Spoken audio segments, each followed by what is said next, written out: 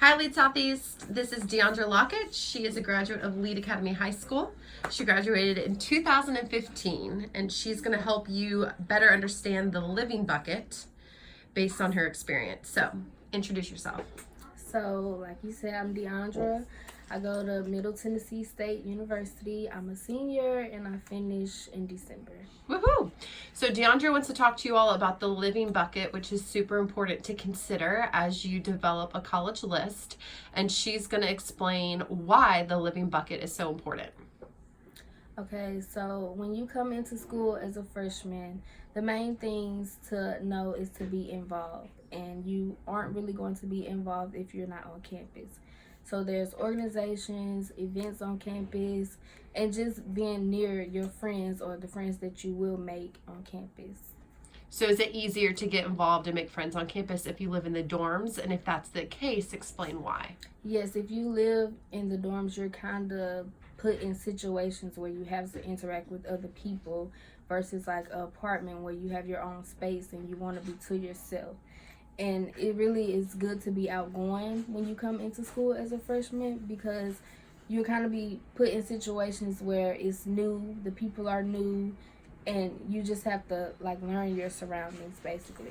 As a junior in high school visiting campuses, what should they look for when it comes to the residence halls? Look for what kind of living that it is. Like if it's like you will be sharing a restroom, that's something to consider, like to have in the back of your mind, knowing when you move in, like I will have to share this space, so you may not want to like overpack.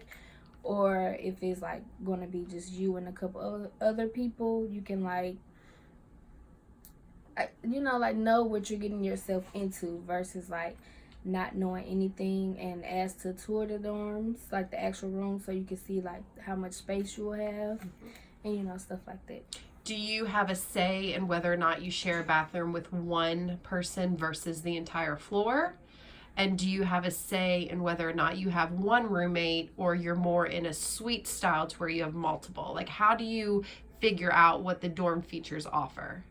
So the main way to get involved as far as like having a say in where you live is to be before everyone else. So start picking what schools you're like mainly interested in, and then from there look into like online, they'll have like living resources. So just pick like where you want to go, what they offer, and then be mindful of like what it costs like for the application, so you will have a say. Otherwise you'll be put anywhere because the students that are already in school, they have first come first serve, so they're already taking those good spots. So it's important to apply early, get accepted early to where you then have a stronger voice in where you live in the dorms. Otherwise, you're going to just be put out there, especially if you wait to pay. So know where you want to go or get in and get accepted, and then have an idea of where you want to go. Pay those fees, and then you'll have more of a say in where you live. Were you scared to live in the dorms by yourself? I wasn't scared, and I did take a different route. I lived in the apartment my first year, so I was still on campus. It was campus living, but it was an apartment. And then I also lived with a friend from high school, so I didn't really, I look back and think I should have did things differently. And you would have gone and lived in the dorm and not the apartment. And Right, the main for my first reason year. is why? Because I lost out on a lot of like getting to know new people and like getting that real college experience, because your first year is the main year that you can get that in, because your second year picks up and every year that follows picks up like a lot. Where do you do your laundry? Where do you get food? Where's the gym facility? Like, can you talk about the different features that you have for living on campus? Okay, so laundry, no matter where you live, it's a shared community. So even if you do have an apartment, you will be sharing your laundry mat or however they have that on your campus. And it's just something to be mindful of. You need to schedule that into your planning because it can get crazy.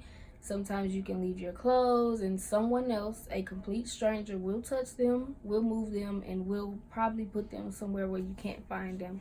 So just be mindful of that.